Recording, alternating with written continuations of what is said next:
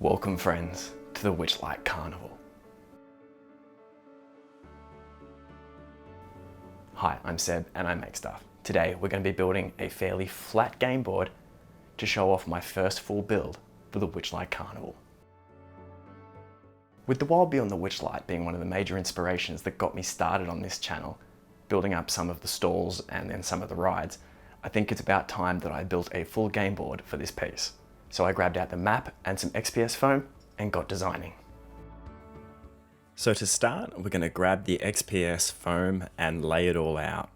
Next up, we're going to grab out our book and the map that we're going to design this entire thing based around. The carnival from the Wild Beyond the Witchlight. This carnival is huge, so I'm going to be breaking up into 3 sections. This will be the first and the far left of the map.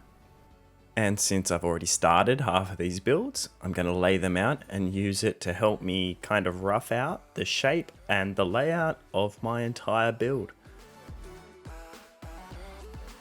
So I'm going to take this figure 8 infinity shape and sketch out roughly the size that I want it to fit on the table.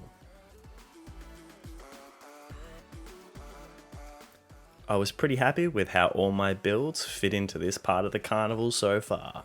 I'm going to be building out this game board with a lot of grass and flocks, but mostly keeping it flat, as I want to be able to place terrain around it and use it in different builds going forward. By keeping this flat and having different modular pieces that can go on top, I don't have to rebuild the base every time. You see, I've built game boards before where I've built hillsides and rivers into them.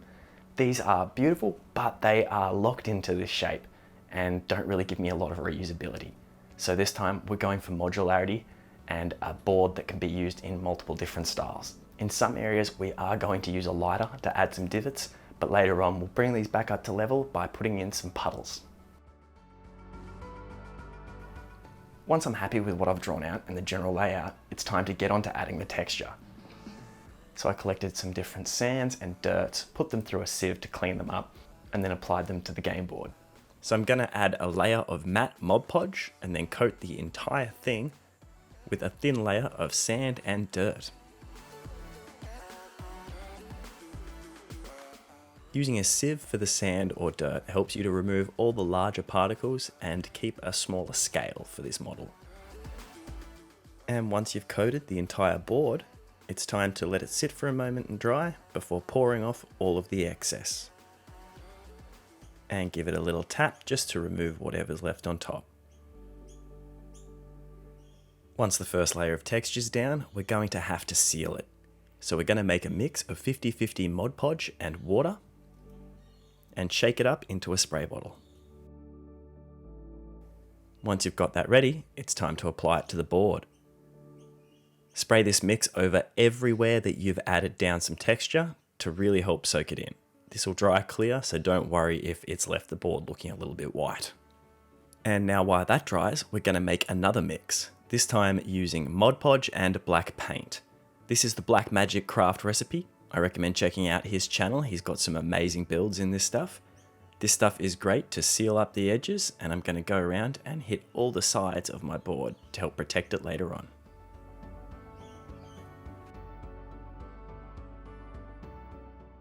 I came back in with a collection of different paints over top of the model. Adding a whole heap of different variation to this base in the colours just helps to add a bit more realism underneath the flocks and grasses that we'll add later on. So I grabbed my Tamiya light brown soil effects and came back in over the pathway, giving it a muddier look. This can look fairly patchy, as I do plan on coming over it later with a little bit more soil. Once we're generally happy with the base and the dirt textures, we're going to start adding in some foam flocks and static grass.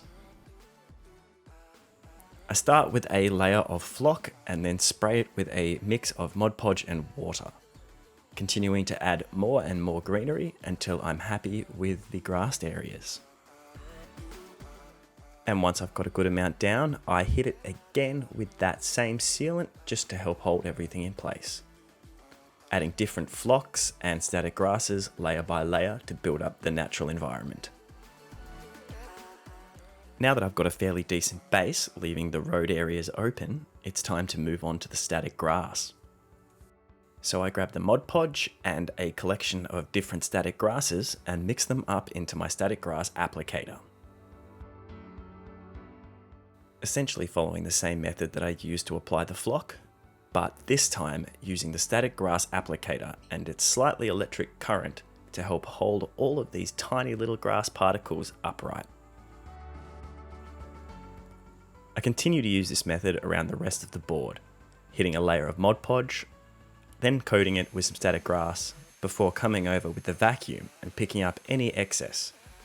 This vacuum is great because I can actually collect everything, which I will show later, to be reused.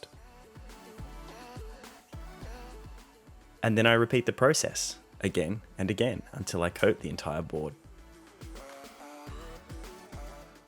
This may seem like a tedious process at times, but it's actually very therapeutic watching your game board explode with life. Whenever working with static grass and flocks, it's good to have a way to collect it all up. In this case, I'm using a vacuum, but also just making sure that you have somewhere to tip the excess, because there's a lot of wastage that can be reused if you are smart about your application. Finally, coming back in with the same Mod Podge 50-50 mix of water to seal everything up. Now I'm going to come in and add some little details. So with my Green Stuff World hole punch, I've made some tiny little leaves. I'm going to spread these out over the area that I know I'm planning on adding some trees to the final build. And again, coming in with the same 50-50 Mod Podge and water mix to really soak it all in and seal it up. Before coming in with some bark pieces from the Notch range. Once everything was dried, it was time to add the puddles into the divots. So I grabbed some Vallejo still water texture, and after a few layers of this, it blended in beautifully. In this one corner of the board, I decided to add a small swampy area with a bit of extra texture. So I grabbed a whole heap of grass tufts and started to spread them around. I'm only doing this in one corner of my board, but it could be done all across your board for a lot more natural variation. I used a layer of clear gloss Mod Podge for the top layer of the puddles and added in some more rocks. And there we have it, the final build. And now that the board has sprung to life, it's time to set up the Witchlight Carnival. We're going to start with the Snail Races, one of my earlier builds and a great way to jump into this carnival. We're also going to throw in the little runestone that we made in one of the last videos. All of the fences in this build have come from the Hagglethorn Hollow Kickstarter, available on printablescenery.com. And the trees are from the Lost Adventurers Kickstarter. Now we're going to move on to the Mystery Mine. The full build for this is available on the channel. Now to fill in the details with a few more stalls, tents, and other bits and pieces around the carnival. Now it's time to build off the central section. There are 3 areas in the middle of this, 2 of which are going to be on this board. One of them just seems to look like a garden of some type, and the other is the Pixie Kingdom, with these even smaller scale wagons. This particular area on the map didn't actually have a name. It just has some pictures of some giant dancing flowers, so I ran with it. And this gave me the perfect opportunity to try out my new modular flower beds. And they worked perfectly for this section, really adding something more to the overgrown Feywild feel. These tearaway sections were also super useful on the Mystery Mine to add a little bit of something extra and help blend it into the environment.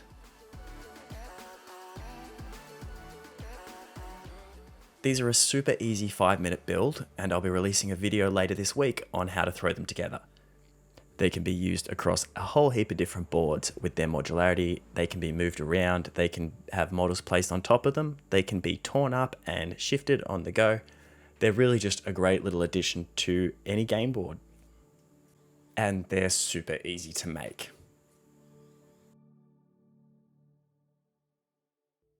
Next up, and as a special from the carnival, I'm going to be adding a few of these floating bubbles that different carnival attendees can use to make their way around and explore the carnival grounds. Before coming in and adding in all my miniatures. So let's again start with the snail races, and one of my first kit bash builds, the rideable snails. Then we'd better throw an attendee on the mystery mines before anyone gets lost. And a few customers are starting to show up. And one by one, more and more people start arriving at the carnival. Some of them choosing to punch their tickets on the bubble rides, some on the stalls, and some to attend the Giant Snail Races, while others come to test their skills and try and win a prize or two. No matter what, everyone's enjoying themselves at the Witchlight Carnival.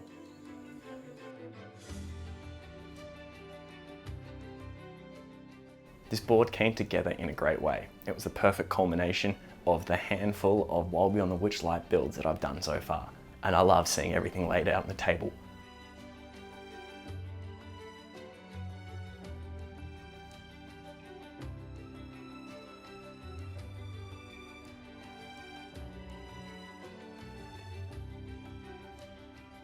I can't wait to get my players in on this and see how they enjoy themselves in the Witchlight Carnival.